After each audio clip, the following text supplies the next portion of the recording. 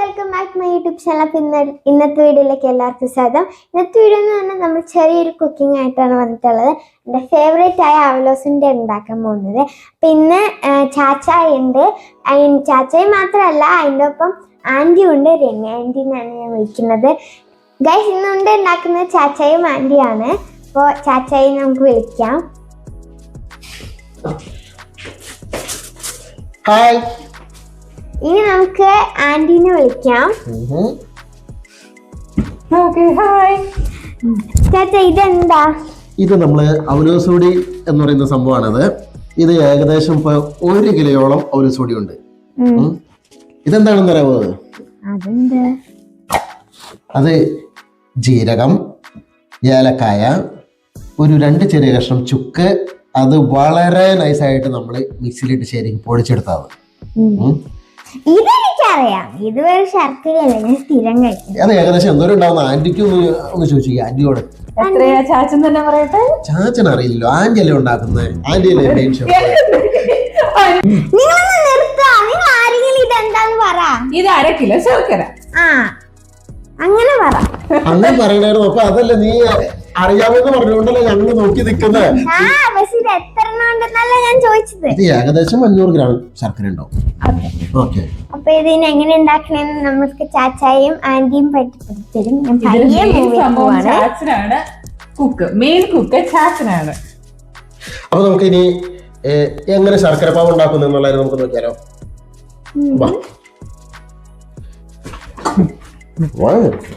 ഇത് ഏകദേശം 1 കപ്പ് തിളച്ച വെള്ളമാണ്. ഇത് നമ്മൾ ഉരുളിയിലേക്ക് ഒഴിക്കുന്നുണ്ട്.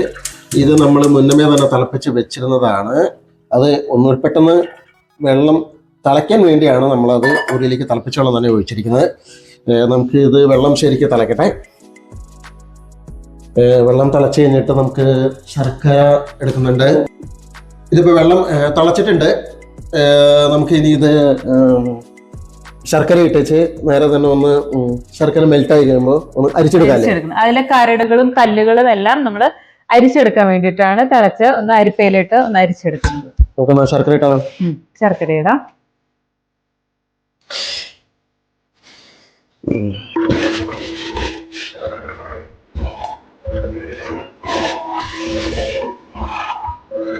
അങ്ങനെ ശർക്കര കിട്ടി കഴിഞ്ഞു.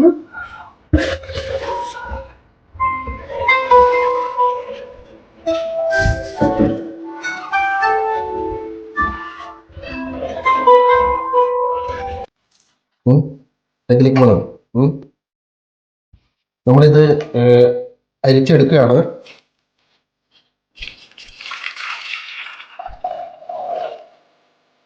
ഇത് കരടക്കമുണ്ട്.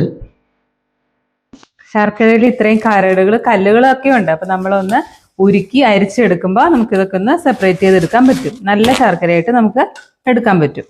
ഓക്കെ.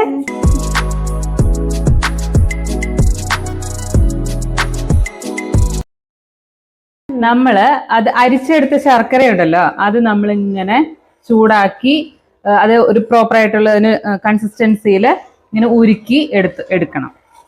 അതായത് ഉണ്ടയ്ക്ക് അതിൻ്റെ ഒരു മുറുക്കം കിട്ടാനായിട്ടൊരു പരുവമുണ്ട് എന്ന് പറഞ്ഞിട്ടുണ്ടെങ്കിൽ നമ്മളിങ്ങനെ പിടിച്ചു കഴിയുമ്പോൾ അത് ഒരു 4 നൂല്, 5 നൂല്, 6 നൂല് എന്നൊക്കെയാണ് പഴയ കാലത്തിലെ കാരണന്മാരൊക്കെ അങ്ങനെയാണ് പറയുന്നത്.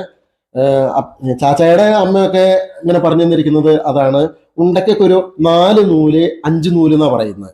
സാധാരണ നമ്മൾ അതുവരെയാണ് നമ്മൾ അത് ഇങ്ങനെ തുടരെ ഇളക്കി അതേ രീതിയിൽ ഇത് ആകുന്നത് വരെ നമ്മൾ നോക്കും. അപ്പം നമ്മളത് എങ്ങനെ ചെക്ക് ചെയ്യുന്നതെന്ന് പറയുന്നുണ്ടെങ്കിൽ ജസ്റ്റ് ഇങ്ങനെ ഒന്ന് എടുക്കുക, നിർത്തിയേ. ഇതുണ്ടോ, ഇപ്പോൾ ഇത് 1 നൂല് പോലും ആയിട്ടില്ല. അത് കുറച്ചുകൂടി തിക്കായിട്ട് വന്നു കഴിയുമ്പോഴാണ് ആ ഒരു നൂലായിട്ട് ഇങ്ങനെ വരുന്നത്. ഇപ്പൊ നൂല് കാണുന്നുണ്ടോ? ഇല്ലല്ലോ. എന്തായാലും അതുവരെ നമുക്ക് ഇളക്കാല്ലേ. ആന്റി ഇളക്കട്ടെ അല്ലേ?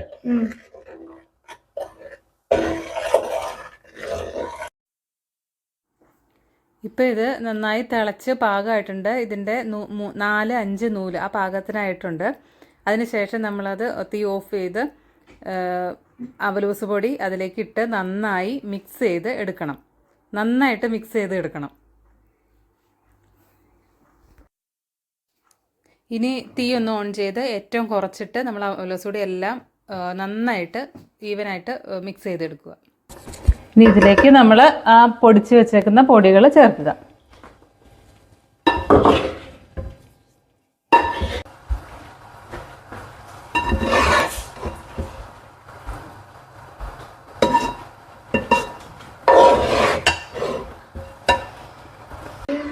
ഇത് ഏകദേശം ആയിട്ടുണ്ട്.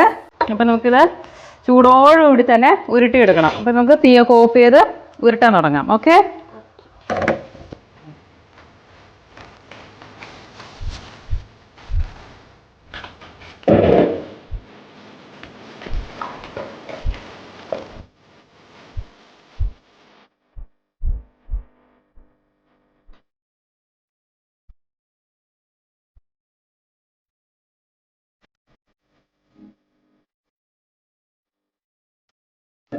അപ്പൊ നമ്മള് ഉണ്ടെല്ലാം ഉണ്ടാക്കി കഴിഞ്ഞിട്ടുണ്ട് അല്ലേ?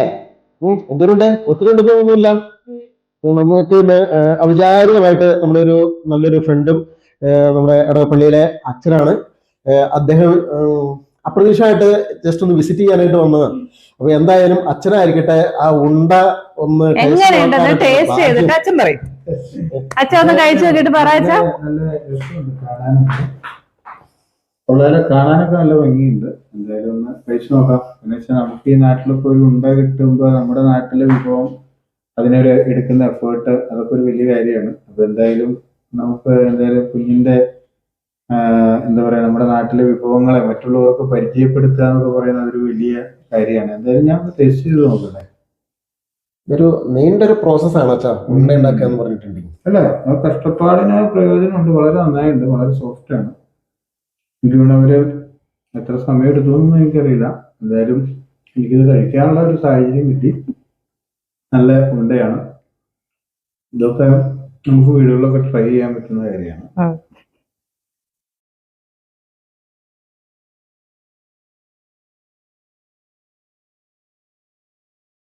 മധുരമുണ്ട്, നല്ല ടേസ്റ്റ് ഉണ്ട്, സെറ്റായിട്ടുണ്ട് കേട്ടോ, അടിപൊളിയായിട്ടുണ്ട്. ഈ ഇപ്പോൾ സോഫ്റ്റ് ആണെങ്കിലും കുറച്ച് നേരം കഴിയുമ്പോൾ ഹാർഡ് ആയിക്കോളും. അപ്പോൾ ഈ റെസിപ്പി നിങ്ങൾക്ക് പറ്റുമെങ്കിൽ ഒന്ന് ട്രൈ ചെയ്ത് നോക്കുക. ഈ വീഡിയോ ഇഷ്ടപ്പെട്ടാൽ ലൈക്ക് ചെയ്യുക, ഷെയർ ചെയ്യുക, സബ്സ്ക്രൈബ് ചെയ്യുക, പിന്നെ കമൻറ്റ് ചെയ്യാൻ മറക്കല്ലേ. ബൈ.